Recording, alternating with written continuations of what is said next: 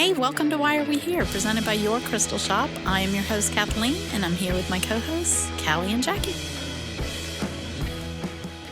Hello, and we're here with Caitlin. We brought in as a guest. She actually goes to school next door, and she's been visiting us for about a year now, right? We met you about a year ago? Yeah. When do you graduate? In 3 months. All right, we're going to miss you so much, so you better just come back a lot. Good. You ain't getting rid of me.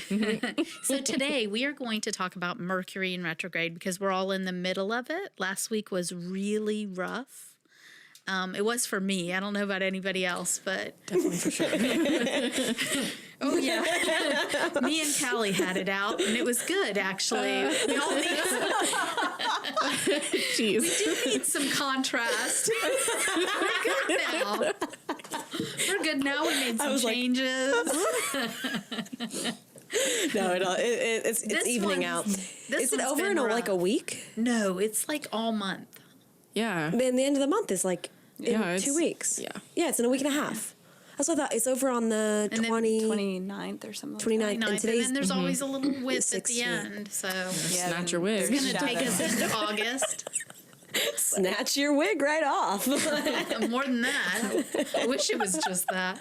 I'll gladly give up my wig. I wish Mercury only snatched my wig. I'd be horrified if someone snatched my wig.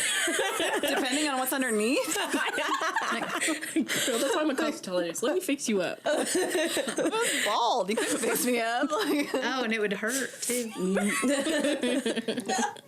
could. Okay, so what we're going to talk about, I want to read a poem because Jackie wrote a poem about Mercury in retrograde and what crystals that we kind of all decided would help us through Mercury in retrograde. So we were going to do a podcast on what crystals would help you through this. And I'm going to read her poem because I love it. Jackie is a poet. She wrote a book that is on Amazon called The Left-Handed Poets? Yes. Okay. I bought one, but I owned it for 5 minutes. I drove to Sunseed Co-op, read every poem she wrote on the way, like crying, thinking they were so beautiful.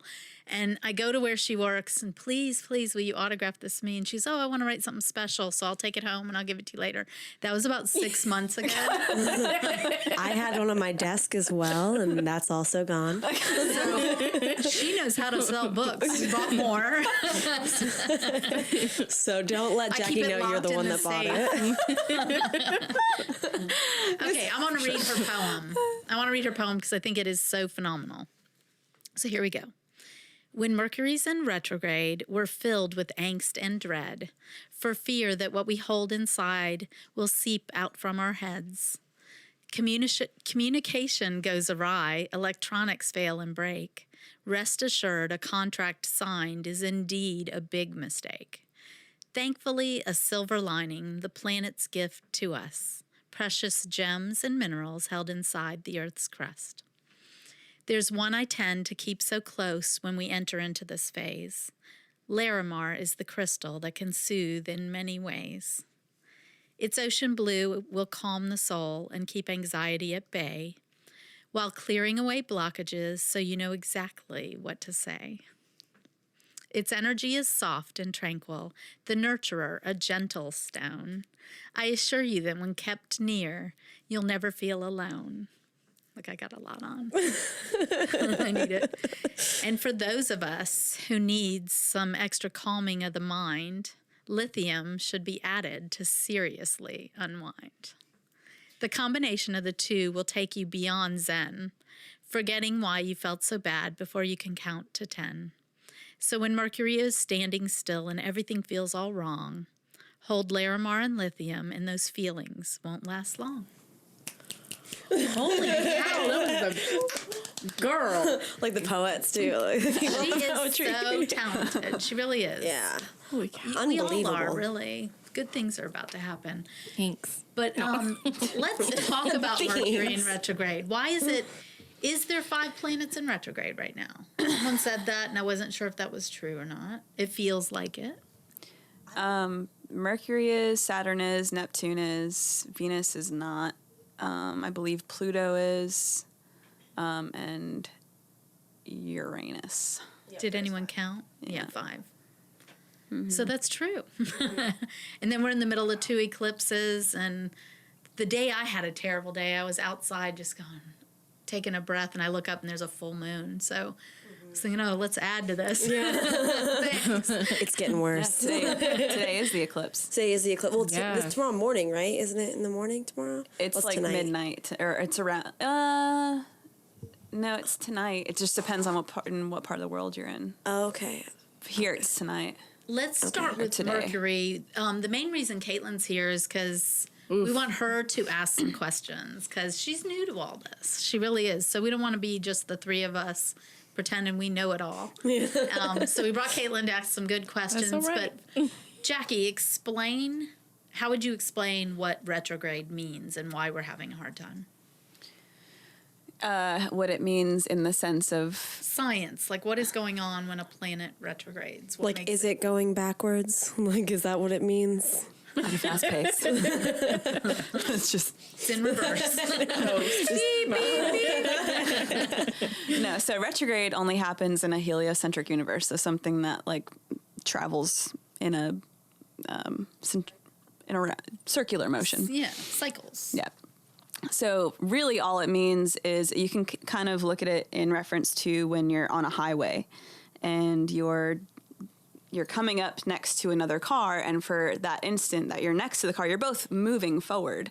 But for that instant that you're next to the other car, it seems as if they're standing still, and then as you pass it, it looks as if they're going backwards. But they're actually moving forward. It's just the vantage point that you have from there makes it appear that they are standing still and then moving backwards. When really, again, it's both moving forward. Is the energy blocked? Is that why we... so Mercury is communication. I don't know what sign you are, Caitlin. What sign? I'm a Virgo. So everyone in this room is ruled by Mercury. Yeah. Because Virgo, Gemini, we have two Gemini. Virgos, Oof. 2 Virgos and 2 Geminis. Whoa! Well, that's how it should be. We're doing a podcast, and we are the communicators. Yeah. But we don't have... Are we being blocked by the energy of Mercury that gives us that communication? It's not so much blocked. Typically what it is that the planet appears to be closer, therefore it has a greater influence. So it's just affecting, you're feeling the potency of the planet to a much greater degree. So why don't I'm such a good communicator, and our perceptions are so off right now. I talk to someone and they're having a completely different thought of what's being said than what I'm meaning. Yeah, I mean, because that energy's so intense. It's always confused me, but yeah, it's going to affect people differently as far as where it lands in the houses, in your chart, and if you were even born in a retrograde, which a lot of people are. So that even then will affect you differently as well. But I think because when the planet is at a closer point, we tend to feel the energy much deeper.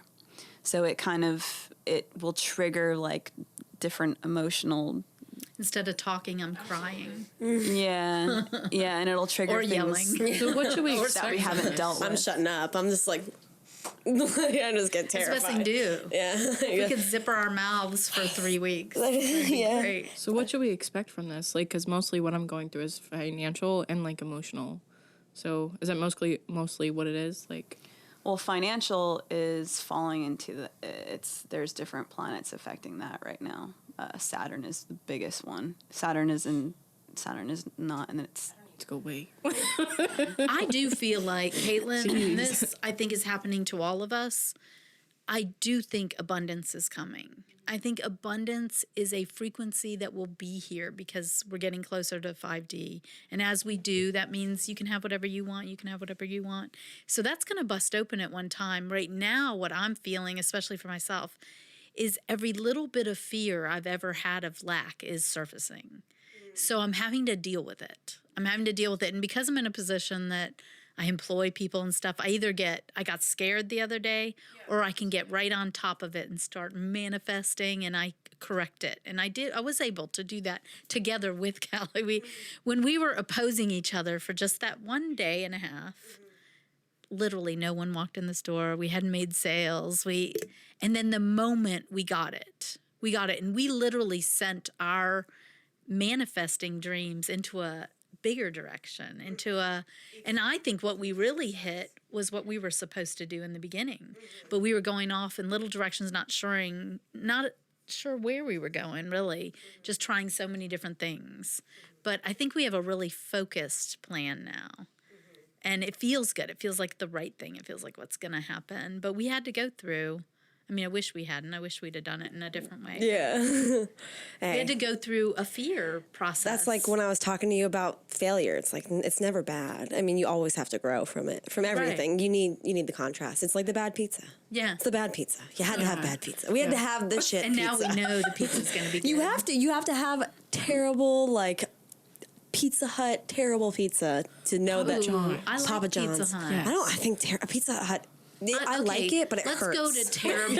Okay. Yes. Terrible pizza can be Totino's, I guess. Picked up at the store and it burnt.